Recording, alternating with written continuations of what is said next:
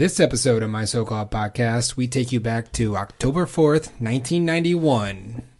When Russell Mulcahy released Ricochet and Matthew Sweet released Girlfriend.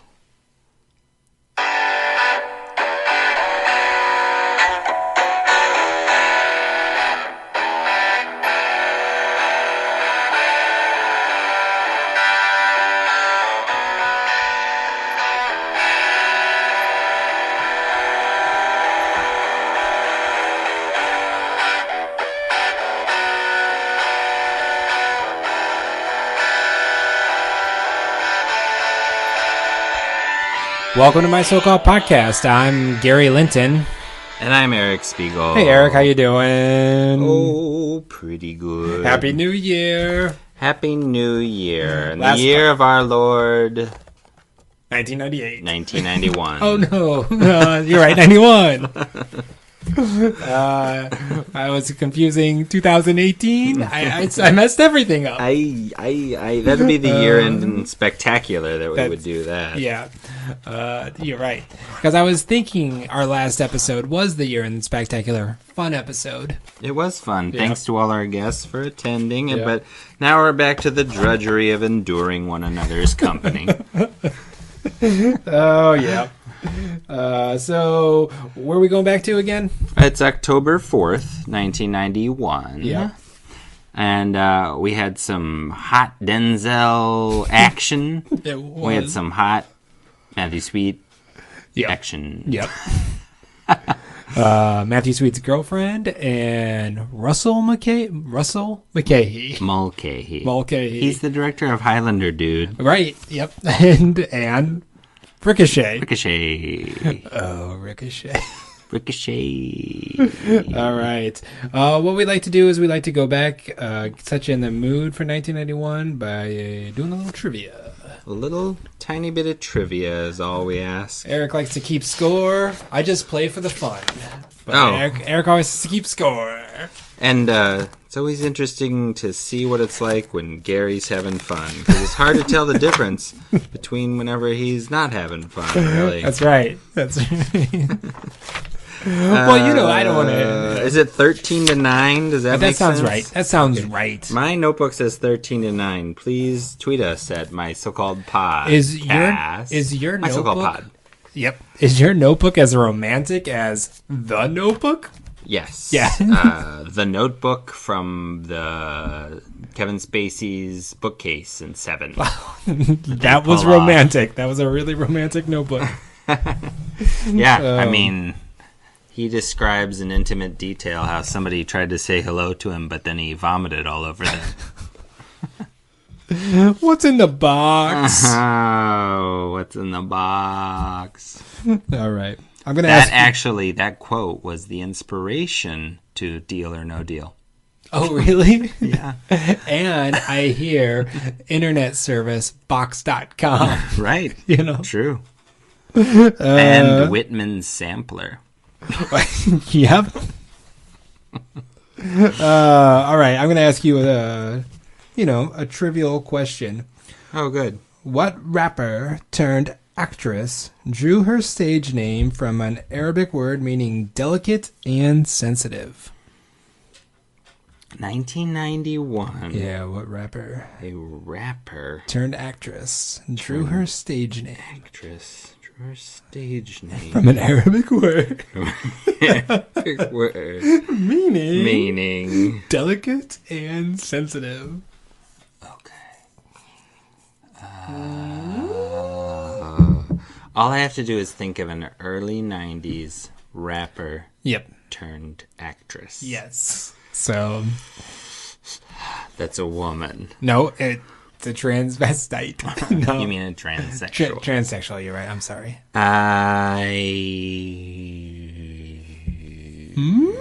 Missy Elliott? No. That's my there it is.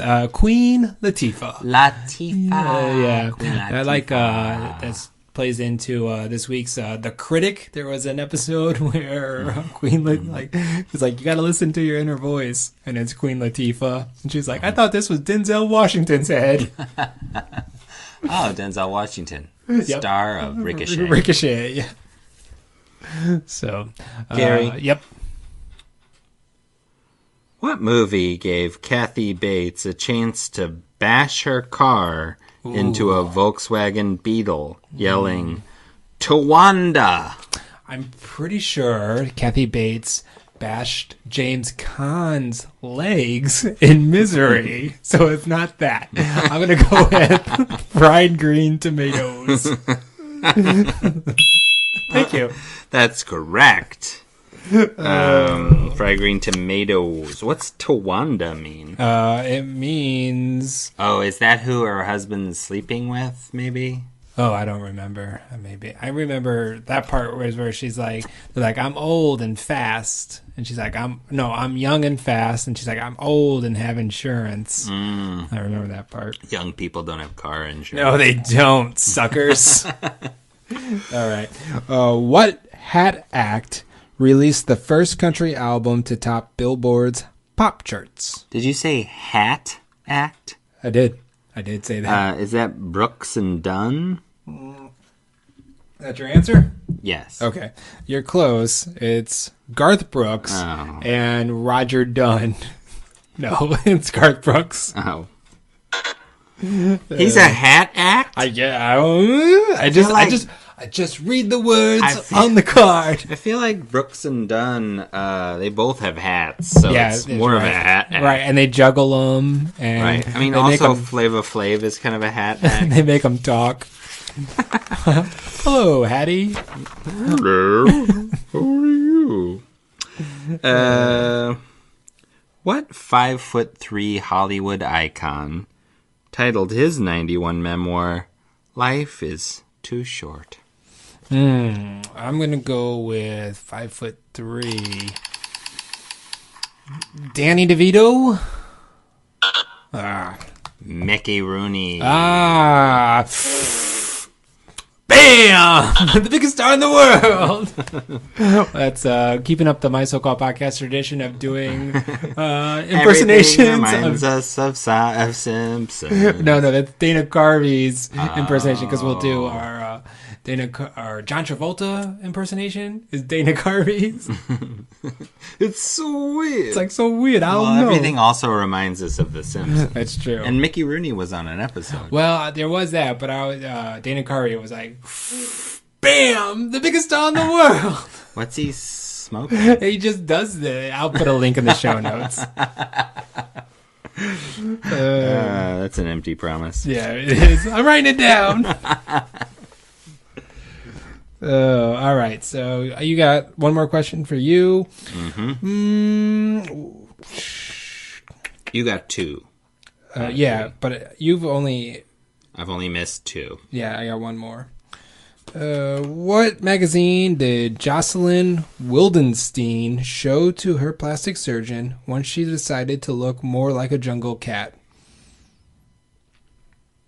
What magazine did Jocelyn Wildenstein show to her plastic surgeon once after she decided to look like a jungle cat?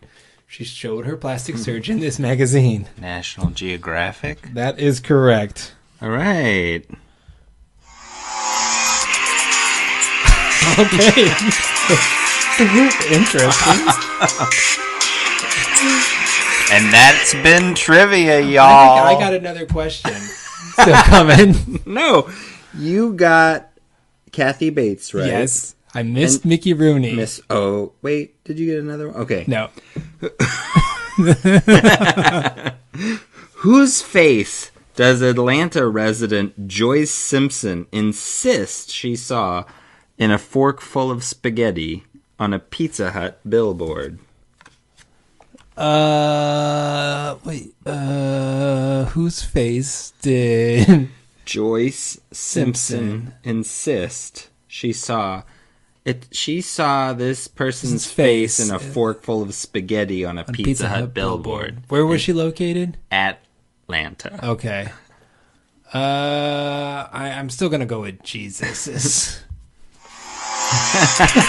That's right. And this has been trivia. All right. That's great. So I got 2, and you got 1. That's right. Okay. Way to go, Gary. Well, congratulations to your 1, Eric. So You're gaining on me. yeah, but we're playing a 20. Yep. Okay. Next we're gonna do top 10 singles. Yeah, we're gonna learn about them singles that were out at the time of Matthew Sweet's Girlfriend release. Okay.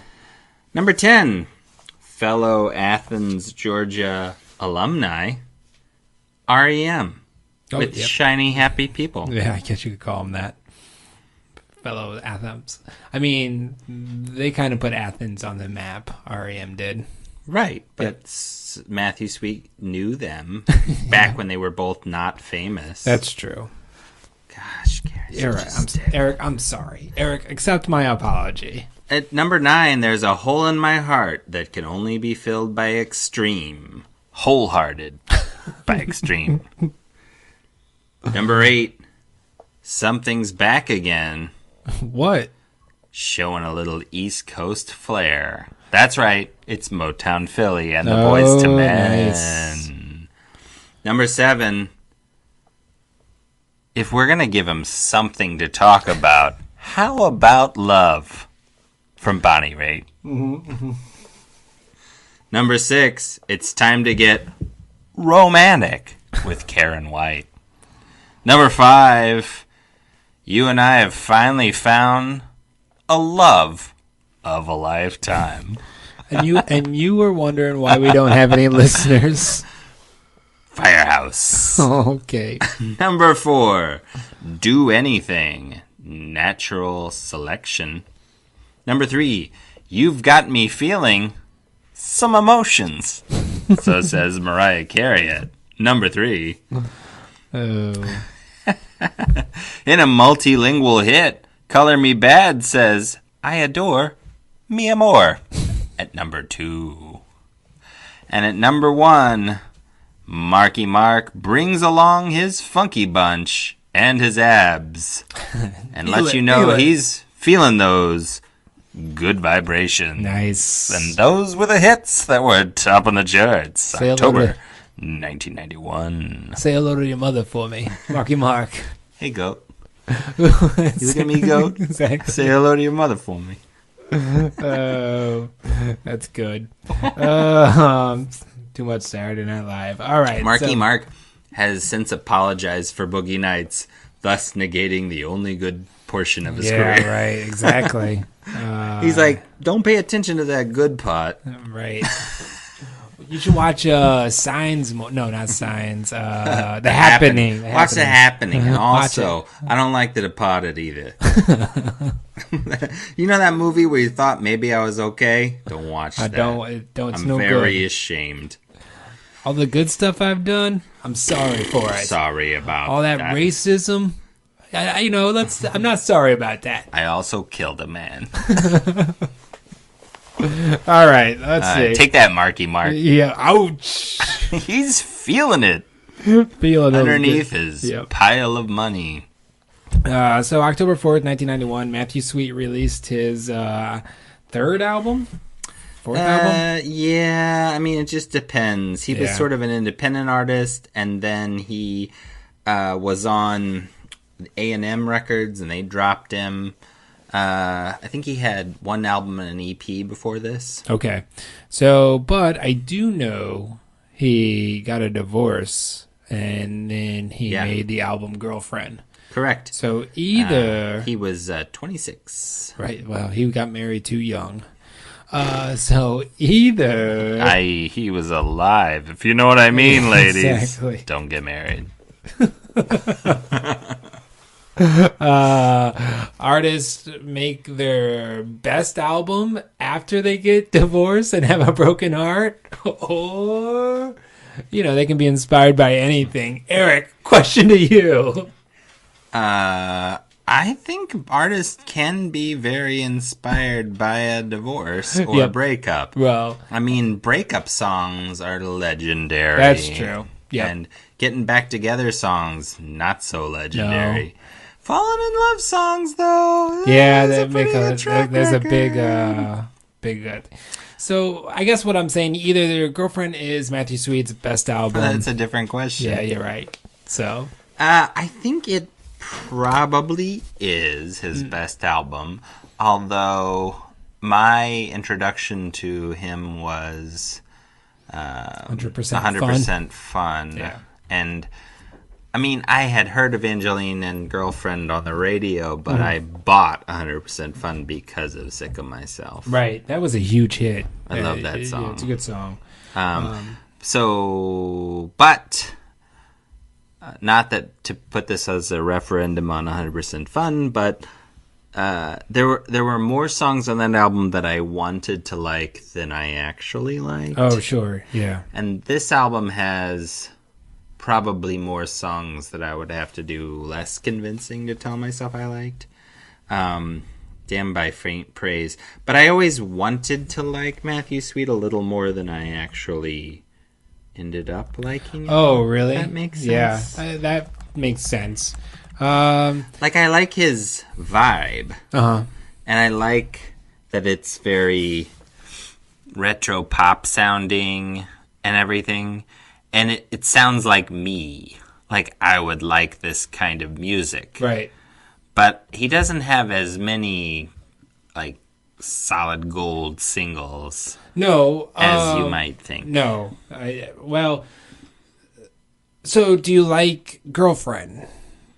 The album. Yes. Yes. Okay. I do like it. Okay.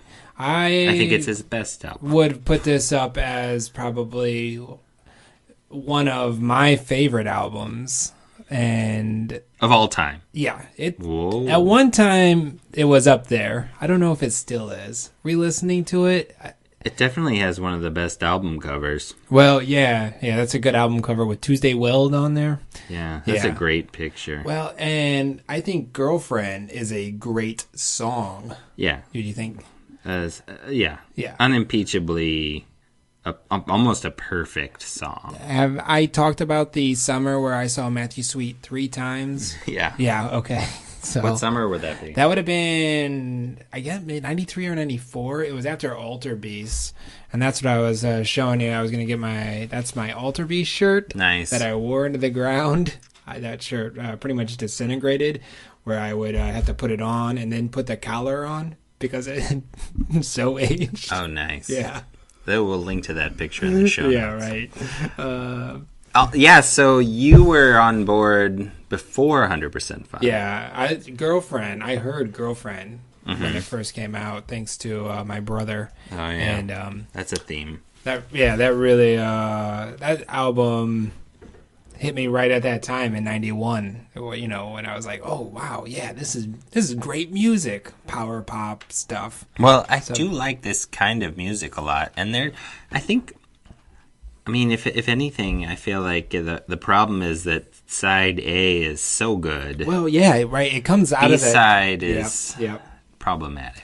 I think I also some songs don't sit as well as they want, like Winona. It might be a little Fine. too earnest for me these days. I Yeah. think, Although that's his jam. yeah, I think Teenage Gary was able to get into that more, get into the sentiment.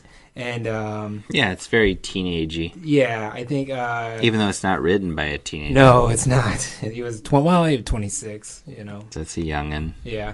And what is it? You Don't Love Me, or I Wanted to Tell You. One of those is also. Yeah, I mean, when it starts to be, you don't love me, I wanted to tell you, don't go, it's like... But Does She Talk's a pretty good one on the B-side. yeah, and I guess Holy War is okay. Yeah. Nothing Lasts is like...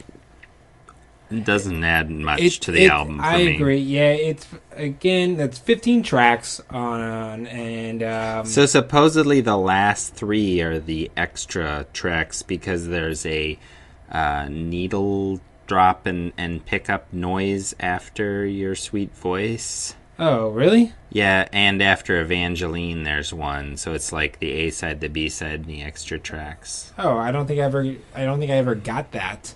That's a thing. Huh. Well, why would he do that? I mean, it came out at a time when they were CDs. I mean, did he release this on an album? And did that album not have those tracks? Well, maybe it was a... That's silly. That's a silly move. The tracks Evangeline and Your Sweet Voice were both followed by the sound of a vinyl outgroove and a phonograph needle lifting off a record, which was meant to signify the end of each side of the album. Okay. I'll take it. I mean, who am I to argue with? Wikipedia. No, you are nobody to argue with Wikipedia. So I think Evangeline is the second best song on the album. Yeah, it's a close Divine Intervention or Evangeline for me. I've Been Waiting is good as well. Yeah. I've Been Waiting sounds like it could be on 100% Fun. Yeah. That's more like later. Well, right, yeah. 1, 2, 3. It's great. Looking at the Sun is okay. Winona's a little too earnest. Then, yeah, he comes back with Evangeline on side 1 to really close it out. Day for Nights, not all that. So that's where, as I'm re-listening to it, I'm like, well, I don't know if I would put this in my top favorite albums of all time now. So but at one time is it I would've. maybe that the good I mean, the thing is sometimes an album, its great stuff outweighs the chaff. Yeah. Oh, yeah. I mean, I agree with that. But I mean, yeah.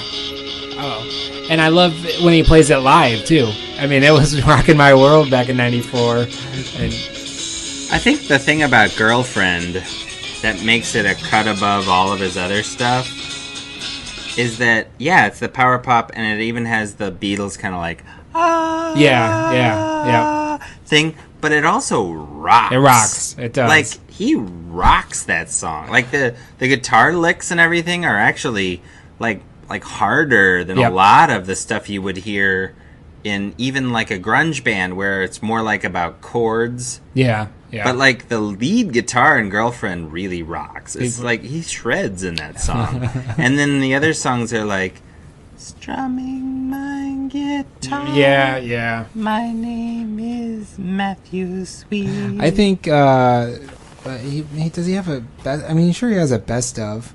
Mm-hmm. I would recommend anybody own Matthew Sweet's best of album. For sure. Yeah. And, well, just listen to it. And then if you like it, dive into the albums. Because and this song has stuff that's not going to be on the best of. I mean, this album has stuff that's not going to be the best of. That's still really good. Yeah. And I think preparing for this, I listened to it 3 or 4 times. And I liked it more as I listened to it. You know?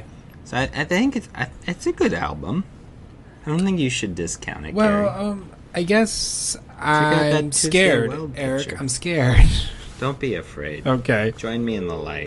Oh, I'm coming. Yeah, I think it's a great album. Yeah. Are we rating it now, or? Yeah. So 4 stars would be your wife. 3 stars would be that girlfriend that kind of got on your nerves every once in a while at the end. 2 stars is like a really solid first date that never went anywhere. And 1 star is like that crush that wouldn't give you the time of day. Okay, all right. That's a good rating system, Eric. I'm going to give Matthew Sweet's Girlfriend... See, I don't know if I want to give it 3.5 still, or just 3. I'm going to go 3.5. I'm still going with 3.5 stars. I will give it 3 stars. I believe that your 3.5 stars is correct for you. Okay, thank you. Hey, Since you saw him 3 times that one summer. Yeah, and I'm pretty sure I've seen him since, like, when he came back again for 100% Fun. Oh, nice. Yeah, so I saw him, like, late 90s, early 2000s, the Blue Note. Okay, yeah. When he'd put on, like, an entire extra Matthew Sweet of weight on. Yeah. You know, he has gained some weight. Yeah, I mean, he really, it's like you do a Google image search for the guy, and it's like two whole different people. Right, yeah. I also like, he does that covers band with Susanna Hoffs. Yeah, is that any good? Yeah, I mean, they're just covering stuff. He was in Austin Powers, because they're the one Austin Powers movie where they like cut to kind of a dancing The band? couple. Yeah. He's in that? Yeah. That's him? Yep. Oh, that's cool. Him and Susanna Hoffs is in there too. I didn't know that. Yeah. So... Oh, that'll make me enjoy that a little I was a big Matthew Sweet fan at one time, and I knew that kind of trivia about him. Yeah, so. I had Sick of Myself recorded off the radio. Oh, nice. And I would bother my friends by rewinding it and listening to it and rewinding it and listening to it so much. They were like, dude, buy the CD. Sick of myself. Sick of this song. No, it was more like, buy the CD. Oh, okay. It's like, hey, yeah, I think you can can just buy sit the back CD now. instead of rewinding. All right, well, we both like Matthew Sweet. Yeah, you should go listen to it. He's good. Cue it up on your Spotify. Right, or your smartphone. Yep. you got one of them in your pocket, right? Or your laptop. Maybe, I don't know. Or your Pandora. Your tablet. Your Zune. Can you do that on Pandora? Can you queue up a song? I thought it was just radio. You can make a Matthew Sweet station. Oh, that's true. Yep, do it. That'd be a good station. It would. It would be a good station. All right, well, join us in the second half of the show where we'll be Ricochet. I guess we'll do that. From music to movies.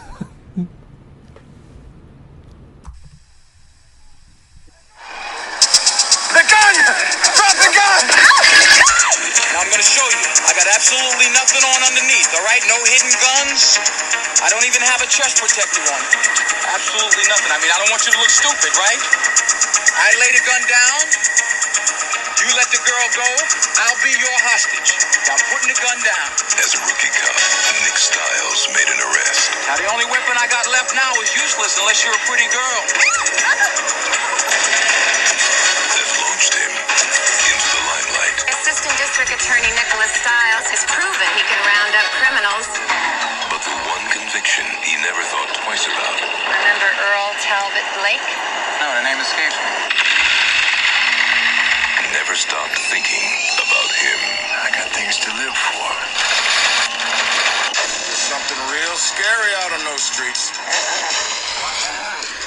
Welcome back to my so-called podcast. Ooh, It's not a horror movie. We are back, and we are here to tell you all about the movie we're just hearing about, Ricochet, starring Denzel Washington and John Lithgow. Russell Mulcahy. Directed by Russell Mulcahy. 1991, October. Gary, there were other movies out. Yes, there were. You didn't have to go see Ricochet. Nope. But a lot of people did. But no, they didn't. No, Spoiler alert. Number 2. Number 10 that week was Dead Again. Yep. Lost episode of my so-called podcast. Yeah, it reminds me, that fall I was going to a private school for like a few months and then went back to public school. Oh. Yeah.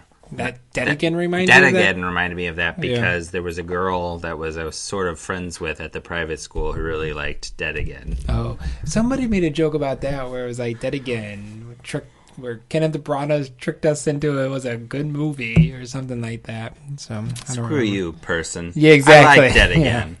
Number 9, Shout. What's that? I don't remember. I don't know what that one was. It's a movie about... Detergent? Yes. Yes. It says about pit stains. Exactly. Shout it out. Number 8, Freddy's Dead, The Final Nightmare.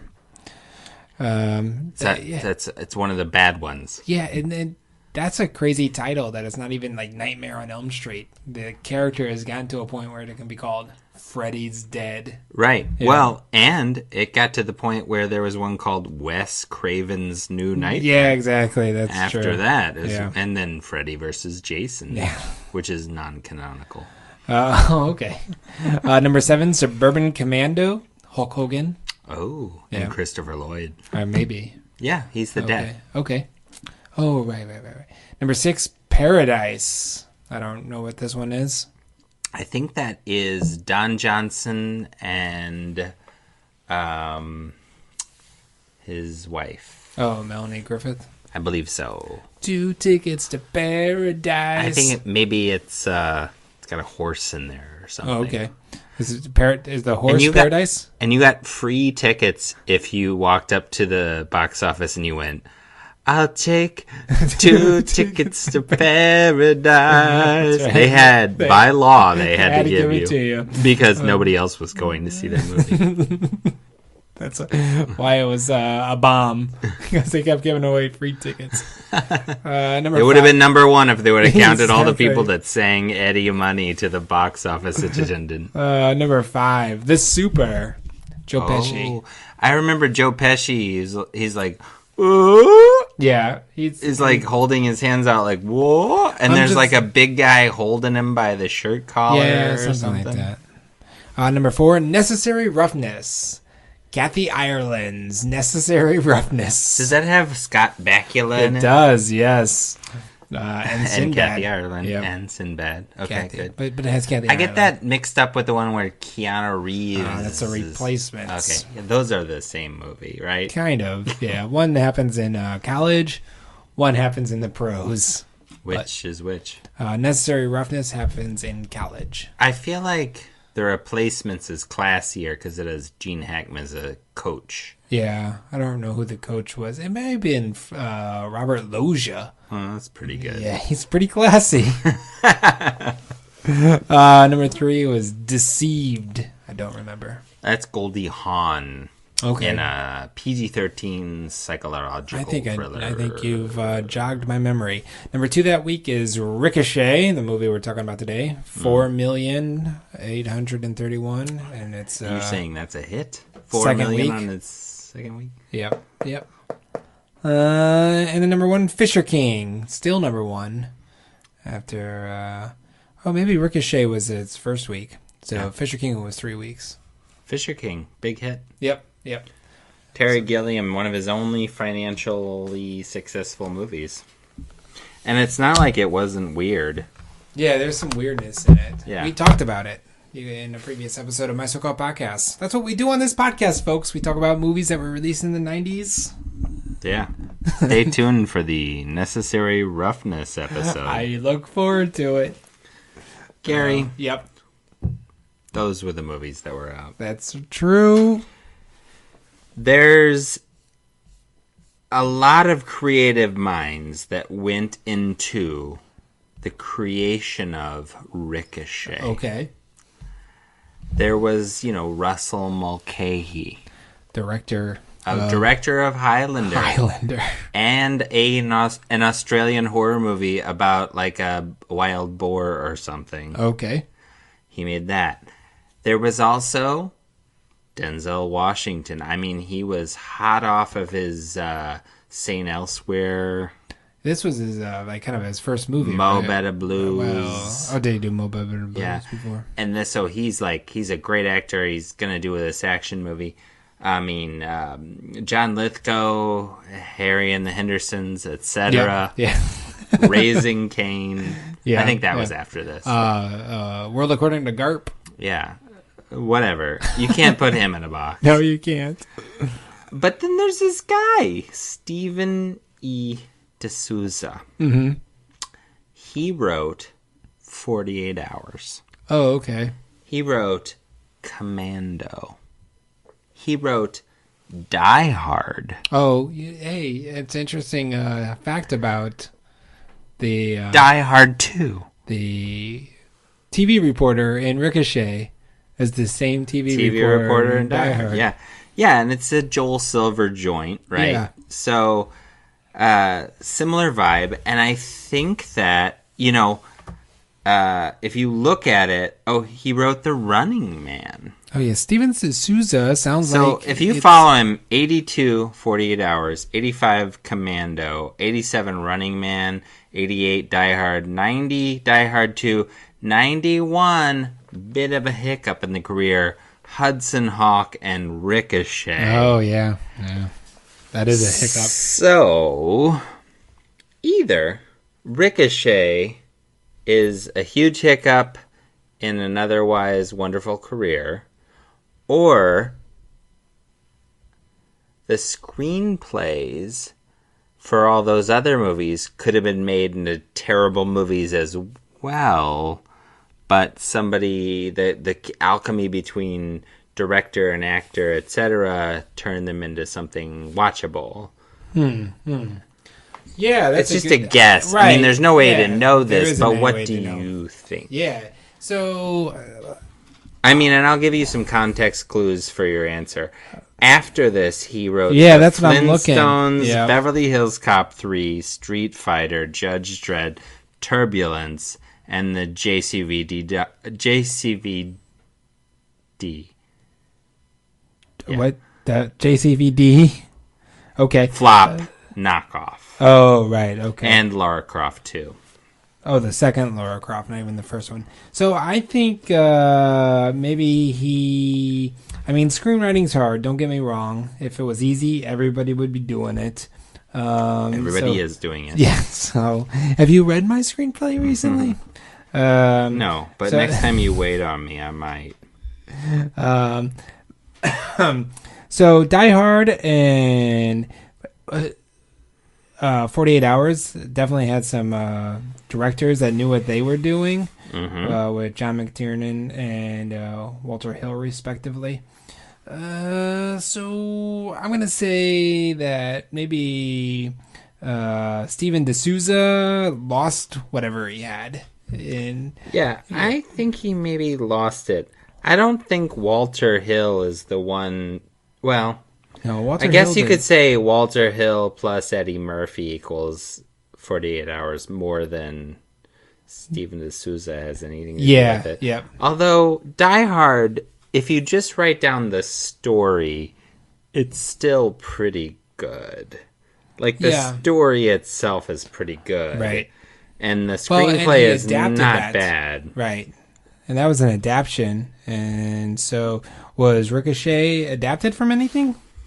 It says it's with Fred Decker and Menno Midjahis. So I think Ricochet, I'm going to get this out of the way, is a bad movie. What do you mean, Gary? I think it was pretty ridiculous. So Denzel Washington at the beginning is playing a cop. A rookie cop. Yeah. And rookie LA cop. And his partner is Kevin Pollak. Yeah, welcome to the early 90s. Exactly. Denzel Washington's cop partner is Kevin Pollak. Yep. And the super badass 3-name serial killer hitman. Yeah. Is John Lithgow. And so it's but it's not just John Lithgow. He does have orange hair and an earring, Gary. And a glass eye.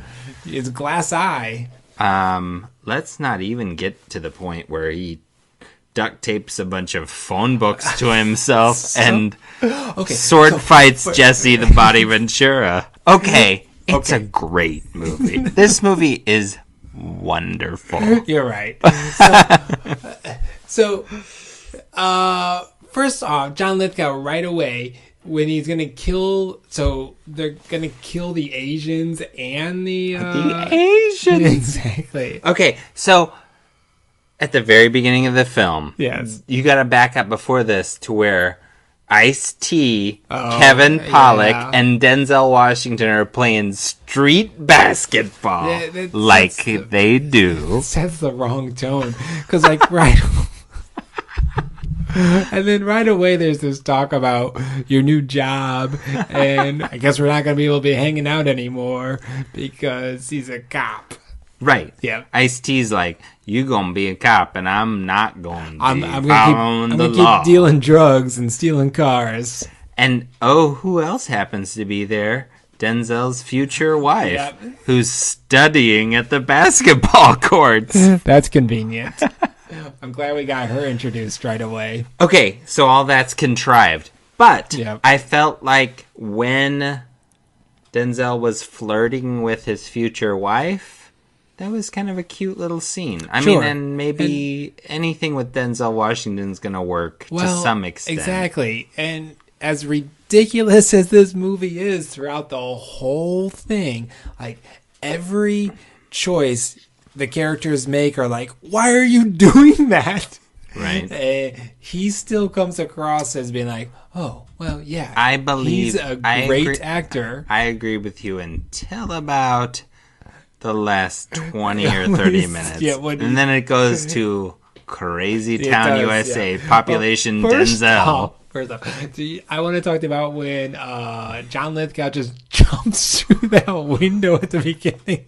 It's like he doesn't even know. He hears the cops are coming, and he's Okay, up in wait, the roof. you skipped. No. So they're playing basketball. Yeah, Then it skips to Kevin Pollak and Denzel Washington are just cops. patrolling.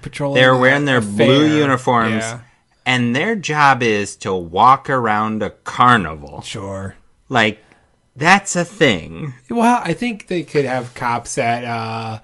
Yeah, I'll buy that one. I'm not at a point where I'm buying. Their job is to be at a carnival, and they are totally not on guard. They're just like, we're hanging out at a carnival. Talking about We're Star Trek. talking about all kinds of stuff. Star Trek. We're trying to get free sodas. They take free sodas. Yeah, and then the bad guys decide we're gonna have a secret bad guy meeting at a carnival. That's true. And John Lithgow decides best place to secretly assassinate the bad guys is at their bad guy meeting at the heavily populated carnival. And so he shoots up the bad guys. And at this point, for me, I was like, what is this movie? What is going on? What planet is there the carnival assassination of bad guys at the carnival with the cops? I was still on board until he just jumps through that window, and it's kind of like, what? So John Lithgow jumps through the window, and after he kills all the people, and him and Denzel Washington are having a standoff, right? Because John Lithgow has a hostage who just walks. She comes out of the bathroom. She's like, do. What's going on, guys? How's it going? Would you like to? I'm here. Here I am. And so he has the hostage. Yeah. With a gun towards her. Yes. And Denzel does what any cop would do. He strips down. Takes off his clothes. Yes. This film is so cuckoo bananas. It is all crazy. So it's like minute 20 at this point. Not even. John Lithgow has the hostage. Denzel Washington is stripping in response. And somebody's filming this. That's the whole thing. And he's like, you've got a hostage. I'm going to strip naked. Yeah, exactly. And I'm thinking, I mean, yes, Denzel Washington is fit. Yeah, he apparently he got really fit for this role. He did. Yeah, get he looks very good. It looks nice. He's very young and fit. However, what? I agree that it turns out his secret plan is he has a gun in his butt. Yes, in a backwards jockstrap. Right, just for this particular occasion. Yeah, exactly. And the way he shoots him is completely ridiculous too. Behind the butt, sideways. So anyway, he wounds Lithgow. He goes to prison. It's a knee shot. Hits him in the knee. The next scene is the DA walks in on all these naked guys in the locker room. Like, yeah, I do this all the time. Whatever. The female DA. Yes. And it's just so we can see more beefcake, I guess. Sure, it worked for me. Kept my eyes glued to the screen. Right. And so then Lithgow goes to prison. Denzel, since he was videotaped, That was rises up above. Rises to become a famous and somewhat super popular assistant district attorney, a favorite to become mayor of Los Angeles. So, but the Lithgow in prison scene is ridiculous also. He has a bullet wound in his knee. Right. And somebody comes and talks to him about it's books. the prison hospital. Yeah, exactly. And he's just sitting there like comatose, and somebody's like, "You need some books. You could make a better decision with your life there, young man. Give me something heavier." And he's... What is he doing with the heavy books? No idea. It makes no sense. And then he tapes 2 heavy books to his leg and flips and his then leg flops over it the down. and what is that supposed to do? I have no idea. Yeah, and all the nurses and doctors are just watching this guy. What's he doing? And then it's like 8 years later, he's still in prison. Who cares? It was like, why was that scene included? Okay, I'm sorry. We're gonna have to jump forward here. Okay. Earl Clark Duncan Smith Jr. the third. Okay. John Lithgow. He is surviving in prison off of his hatred of Denzel Washington, who becomes more and more famous through the press. Yeah. Why would he... Okay, so why would he even have a parole hearing? Wouldn't you see all those pictures that he has? He's murdered everyone in prison. And he has all of these pictures of the person he wants to murder once he's paroled. He's like... Once you parole me, I'm going to kill this guy. They're like, John Lithgow, you've murdered every single roommate. Here's a new roommate. And he murders him. And they're like, your parole hearing's in 2 weeks, you son of a bitch. Fool me once, shame on me. Fool me 4 times, shame on you. Which then translates directly into the Aryan Brotherhood, which is this group of Steve Bannon wannabes that are in prison with him. That you're right. Inexplicably, this movie was very forward. It was very forward thinking. Yep. It presupposes Charleston. Anyway, Charlottesville. Anyway, there is a amazing scene in this movie. Okay. That can never ever be equaled in the history of cinema. Yes, that's right. I'm talking about the cafeteria sword fight with duct tape phone book armor. Yes, between John Lithgow and the mayor Jesse Ventura, the governor. Yeah, Governor Jesse Ventura. Governor the Body Ventura. Yep. What the hell? Where does that come from? Who is supposed to believe that this is a part of normal 1991 reality? Yeah. Like, so people just think prison is just whatever. It's like, yeah, how do they get all that stuff? Where are they? Where are the guards? Exactly. Is there anyone in charge? Like, why aren't they all dead? Yep. It was pretty ridiculous. And stupid with bad choreography. And Ventura loses, but then Lithgow kills him for no reason. Well, I think so. The movie is trying to be like, oh, he's not gonna kill him because he's trying to make sure he gets out. You know, Lithgow has this motivation of getting back at Denzel Washington. So the movie is trying to fake you out, is what I was gathering, but it doesn't work. It's stupid.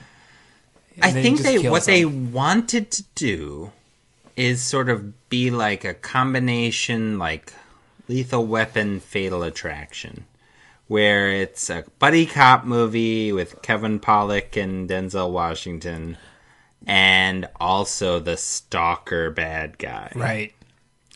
We are about 30 to 35 minutes into the film right now. Yeah. What's his name again? Earl? John Lithgow. Come on. What's his name? I don't know. Earl Talbot Blake. Okay. So Earl Talbot Blake has an escape from prison with the Aryan Brotherhood at his side or whatever. And it is a real horror show. It becomes a horror show, yep. Somebody gets killed with a circular saw. Yep. Why was that in the parole hearing? And a drill. Why were those tools there? I don't know. And they kill a bunch of people, and they get out of the prison somehow. He also kills that guy with like a little one bullet gun. Yeah, where did that even come from? No idea. Oh. So Ricochet. all of them get out of prison. And then Earl Talbot Blake, surprisingly, kills the people that helped him get out of prison. And now he's on the run. No, he's not really on the run because he fakes his own death. Yeah. But Act 2 of Ricochet, so Act 1, it's ridiculous, it's stupid, it's lazy, it's trashy, whatever. But Act 2 is where they really lost me. And Act 2 is this weird, prolonged, really stretched out thing where Earl Talbot Blake frames Nicholas Stiles. He wants to Denzel ruin his life. He wants to ruin his life, but first ruin his reputation. So he frames him for being a child pornographer, a child molester, a drug addict. Yeah, he kills his friend. Sleeps with prostitutes. He kills his friend who frames him for suicide for being into child porn. Yep. And the movie takes its sweet, sweet time just making Denzel Washington look super guilty, and everybody, even though we, the audience, know he's like not, super innocent, it's just like scene after scene after scene of people being like not believing him. Yeah. And this his wife is where the movie jumped the shark for me, because this is a pet peeve of mine where I, as an audience member, know somebody's innocent and everybody else doesn't believe them. And Hitchcock did this really well, and Ricochet does not. Yeah. But it's like, it's at least 30 minutes of just like him being framed and being wronged and being wronged. They get, and the way he frames him is ridiculous because he injects him with heroin and cocaine. It's like, well, if that's what they use, they drugged me. I told you they drugged me. And they hire a prostitute to rape him and videotape it to prove he's cheating on his wife. And then, I wasn't into it, baby. Well, I could think of some inches on you that were into it. Bad line there. It's a horrible line. So. Yeah. All that's terrible. Bad. But the third act is worse. I gotta tell you, it is worse. You're right. But first, I also want to say the John Lithgow at its home. Wow, Denzel Washington is. Oh yeah, and that is. It's annoying because you keep thinking, oh, what's he gonna do to the kids? But then he doesn't do anything to the kids. He videotapes He videotapes himself holding an axe over the kids. Yeah, I guess, is that when he did that? Yeah. Okay. So he made that video, and then later he gives it to Denzel. Right, and he bugs the house, I guess, because he was listening to. Right. Yeah, but it's still stupid. But it's so long. I mean, I get it. If it's like the killer frames me and that's part of the movie, it can be part of the movie, but it can't be this much of the movie. Yeah. At that point, it stopped even being trashily enjoyable to me, because I was like, okay, at a certain point, Denzel has to be, exonerated, or else this isn't enjoyable anymore. But they keep him being framed as a bad guy for so long in the screenplay. And that scene, so he watches the video of Lithgow holding an axe over his kids, and he runs out of the house. In a bathrobe. And he's like drunk still. Running towards the camera. And Lithgow's associate comes like right up onto the screen after Denzel Washington runs away. And it's like, if Denzel Washington would have just looked over a little bit, hey, what's that guy doing there? What's that guy? What's going on? So anyway, all hope is lost. The cops don't agree with Denzel. They think he's crazy. They're going to put him in jail, blah, blah, blah. Yep. So he turns to the only person that he can trust. Kevin Pollak. Oh, Ice-T. Who then gets murdered. Yeah, exactly. So then he turns to the That's only right. person that he can trust other than Kevin Pollak, who is now dead. Yeah, exactly. Ice-T, who is a drug dealer murderer. Yes. But since he's from the hood, Right. he's going to help out. And he's going to help out in the most obvious way that you could possibly help somebody out in this situation. He's going to protect his family. Yep. He's going to allow Denzel to theatrically fake his own death in a building explosion and after he destroy- puts makeup on his face and pancake makeup and lipstick stick, and then disappear like David Copperfield down a chute. So This is what drug dealers do, Gary. and Denzel Washington destroys his drugs. He burns up all of Ice-T's It drugs. is worth it. It's worth it because Ice-T turns out to be such a great guy. Yeah, a great drug dealer and, And car then, thief. and then it turns into King Kong, where they're Climbing up climbing the the towers. lightning towers against one another, Save blah, blah, the blah. clock tower. And then Lithgow falls, Yep. impaled, dead. And then here comes Die Hard Lady with the camera crew to be like, and here's the proof that Denzel is Yeah, innocent. exactly. Even though that's not really proof. Exactly. I mean, you can split hairs here that maybe he's just still a murderer of randos. Right. Yep. So it's bad. It's really, really bad. In all the ways that Die Hard is good, this is bad. Yes, it's ridiculous. It was ridiculous. It's really bad.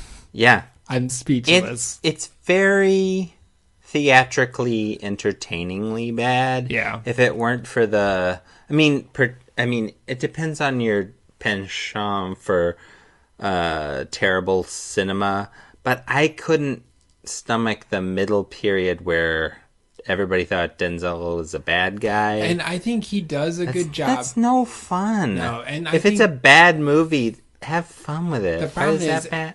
Nah. and Denzel Washington is doing a good job of portraying his annoyance of like, look, I'm innocent, everybody. Why don't you believe me? And from the audience standpoint, it's like, yeah, they're annoying.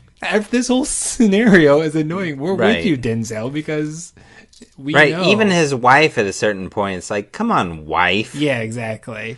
Right, so you can't get on board with anybody. I don't know. I think if it were a movie that were clever enough to paint him into a corner and then he were able to get out of that being wrongly accused in a really intelligent way, it could be good, a la Hitchcock. Yeah, But since it just makes him like, here's all the bad stuff you did, but he didn't do it, and we know he didn't do it, but it just sort of rides that for so long. Right. That's the part that makes it into a non-recommendation for me, It's not even though even- it is really bad, so it's really enjoyably Yeah, bad. I yeah. mean, it's terrible. Yeah, it is. It's terrible. And it's not like he even cleverly gets John Lithgow to expose himself. You know, like if that would have, he's just like, he's pretending to be crazy and he's going to kill himself. And that gets Lithgow to be like, That is, the third act is so bad. Yeah. It's like it's the hardest one to write. amazingly, torturously, stupidly bad. It's like, I can't even, if you tried to write a terrible third act for a screenplay to show students in film school, don't do this. yeah, This is what it would look like, and you wouldn't get quite this bad. Like, it's just so stupid. it's really, really stupid. Yeah. Insulting. Boring. Yeah. I would say the first 30, 35 minutes, I was like, okay, this is kind of interesting. Even the gladiator crazy. sword fight thingy in prison, it's like, okay, this is a weird movie. I'm enjoying it. I don't know why. But then it's all People's of the motivations framing, are- and it's like, okay, framing, I can tolerate that for a certain amount of time. Yeah. But then they drag that out forever, and then the resolution is worse. Right. It's a bad movie. Yep. So I remember seeing this back in maybe 92 or because not 91 right away at the theater. I had HBO. I don't remember it being this bad, but I don't remember being like, oh, that's a good movie either. I watched it. It certainly makes you think of movies like Lethal Weapon and Die Hard, and Last Boy Scout, which I've never seen. Oh. But it's good. there are movies that fit this mold that are so much better. Yeah. Yeah. Ricochet. And this is just... Why is it even called Ricochet? It could be called so many other things. Okay. Is there any reason? Well, I guess... Okay.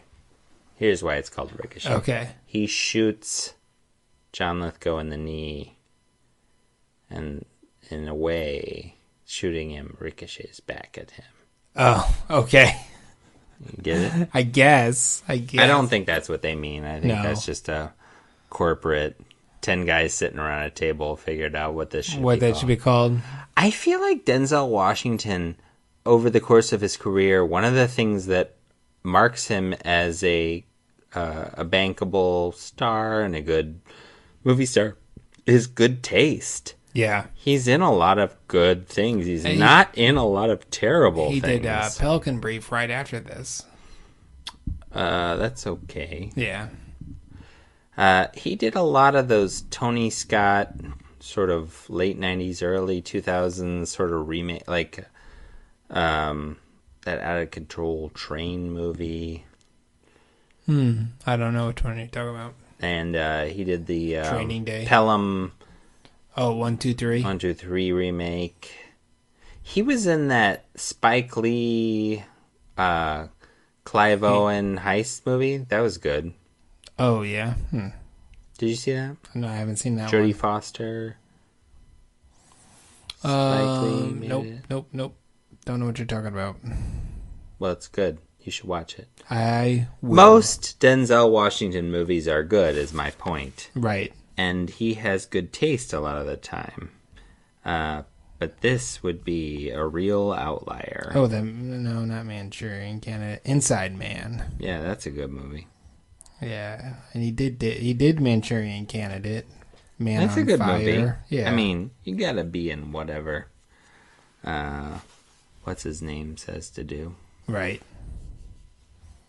What's his name? Jonathan Demme directed that. Do whatever he says. Although Man on Fire, I might say that's a Tony Scott joint.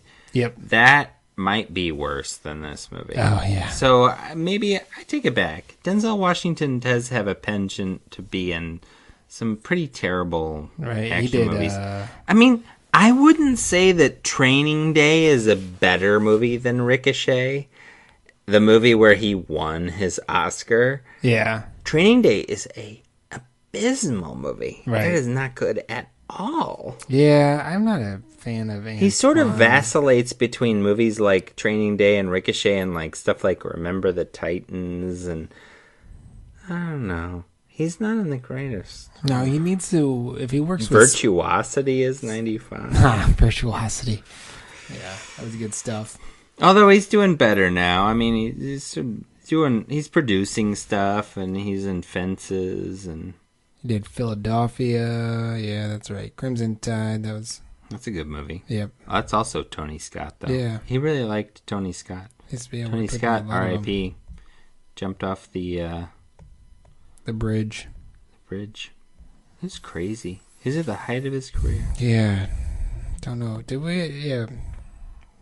And Yeah. Ridley, he just keeps on chugging. Well, all right. So we're gonna review. Okay, so 4 stars would be well-deserved classic status. Yep. 3 stars. is it's good. You should watch it. Check it out. 2 stars is like, well, That's why we haven't watched it in a I haven't while. watched that in a while. 1 star. We were young. We were dumb. We didn't know any better. Yeah, we didn't know what was up. What would you say, Gary? I would give this 1 star. This is a bad movie. Yeah, it's a bad movie. I would give it 2 stars, and hear me out. Okay. There's an enjoyably bad movie in the beginning and the end.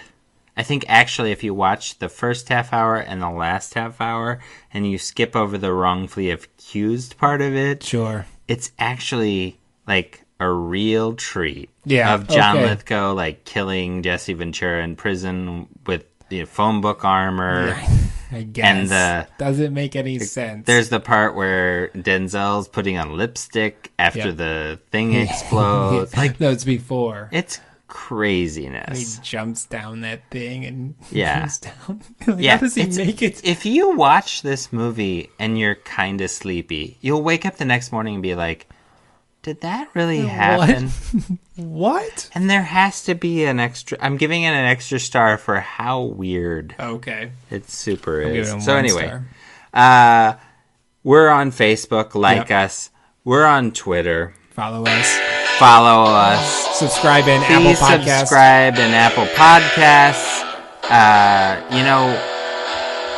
We are here for you. Go to www.mysocalledpodcast.com.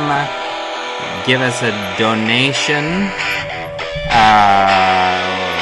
Don't you go changing. In 2 weeks, we'll be back. And thanks to Don Spiegel, the composer of our theme song. Yep. Thanks very much.